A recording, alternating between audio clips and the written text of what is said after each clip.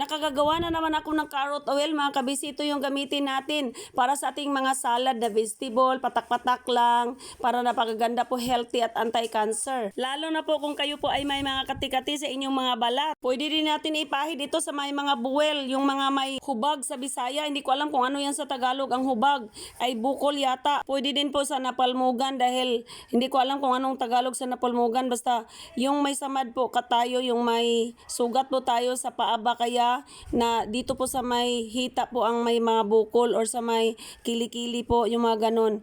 Ganyan po, napakaganda din po yan mga kabisi, ipahid lang natin yan. Kaya kung interesado po kayo dito mga kabisi, ay handa na nyo yung papel at inyong mga ball pen.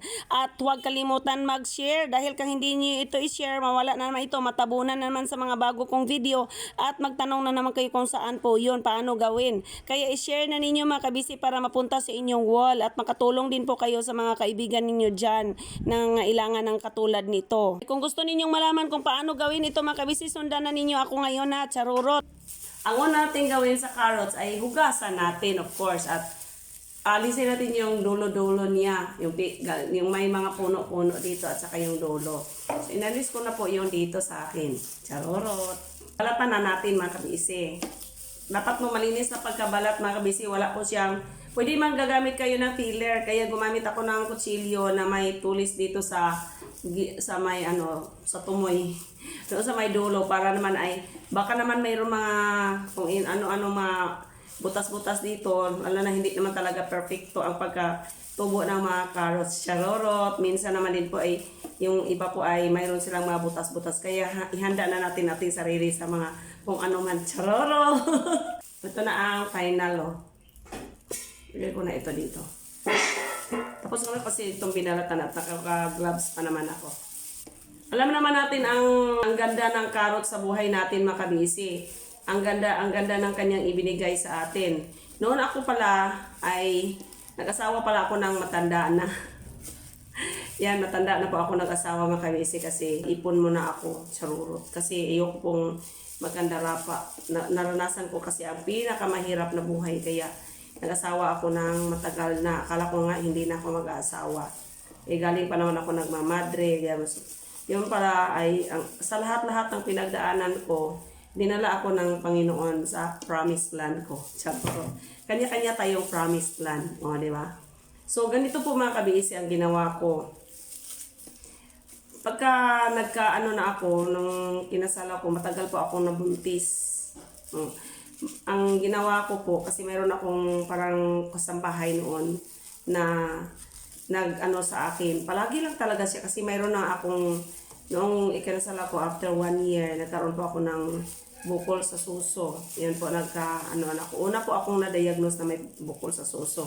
Pagkatapos po doon ay, na po ako, na parang na-hopeless na po ako doon. Kaya lang po, yung ko din po, yung yaya ko, parang yung kasambahay namin, napakasipag niya. Cookie pa ang pangalan niya. Saan ka man ngayon, Cookie, baka naman napanood mo ito. Shout out sa iyo, kung kayo nami-miss na po kita. Yan. So, sabi, yung kasi, malagi kasi bumibili ang husband ko dito. Hindi talaga ako nagkabuntis, no?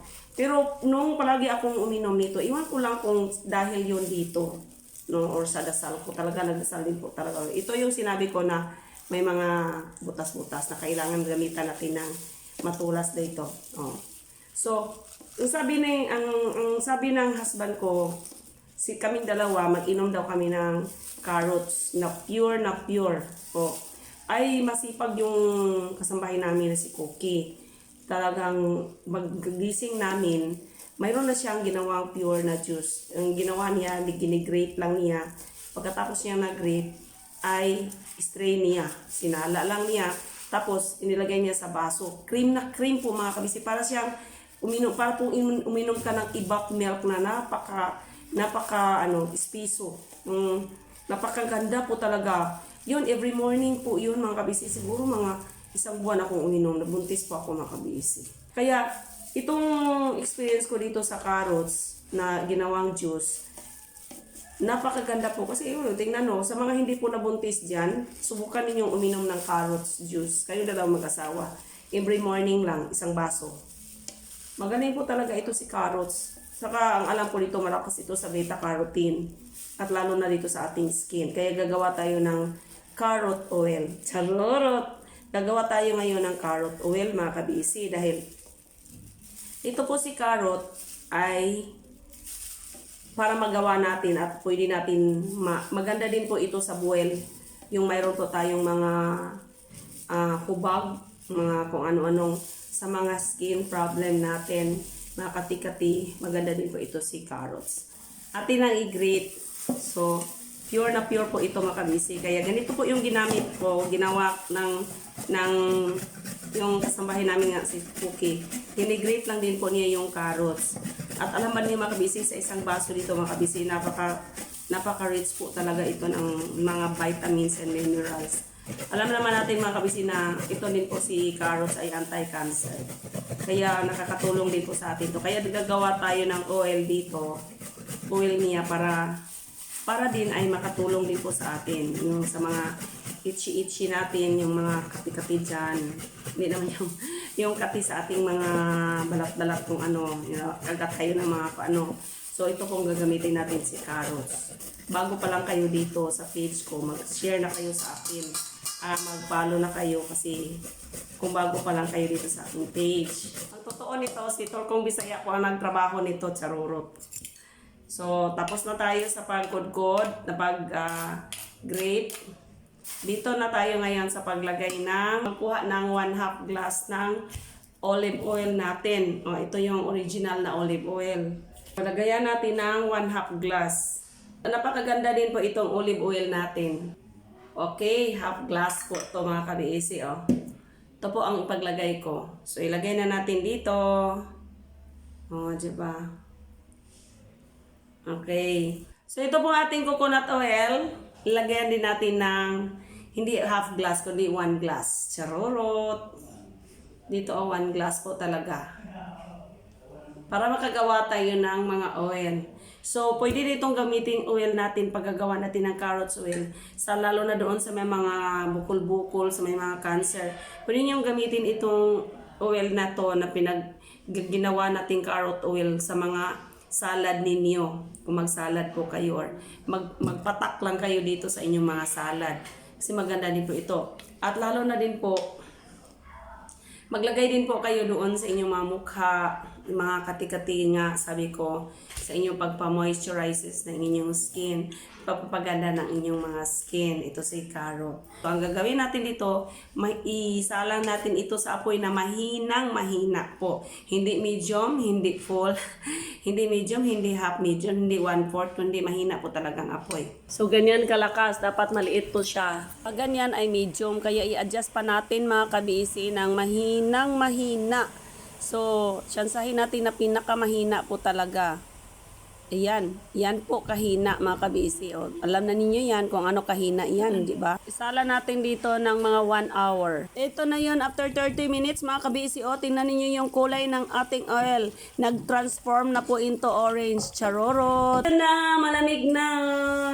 Ito, strain natin. Salain muna natin mga kabisi para naman ay hindi masama yung mga pulp. Yung mga may na-diagnose na cancer at pwede nyo gamitin itong oil na ito para lang po sa inyo talaga sa mga vegetables na ginagamit ninyo. Pwede nyo pampirito ito sa mga kinakain ninyo or pangpatak-patak sa mga nagda-diet na mga vegetables and fruits. Ipatak ninyo yung oil na yan. Napakaganda din po itong skin moisturizers. Isama ninyo dyan sa inyong mga cream na ilagay sa inyong mga mukha. Doon ba kaya ninyo ilagay sa sunscreen ninyo? Isama niyo yung paggamit lang niyo, patakan lang ninyo ng konting oil yan.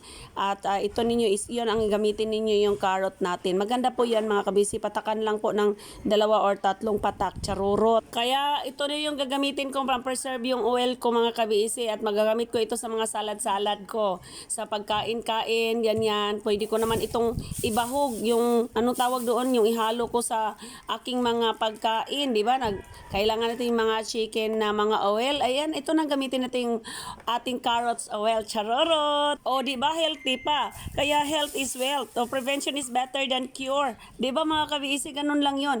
Kaya kayo din mga kabisi, nakikita ninyo kung paano ko ginawa. Kung gusto ninyong gayahin po, ay kayo na din po ang bahala doon. Baka naman sasabihin ninyo, pabili po, pahingi po. Ay hindi na po ako ganyan mga kabisi. Kunti lang yung ginawa ko, para sa akin lang yan, charurot. Mahal kasi ang virgin coconut oil at saka olive oil. Imagine that mga kabisi, 4 lang po ang nagawa kong bottle. Ganyan po.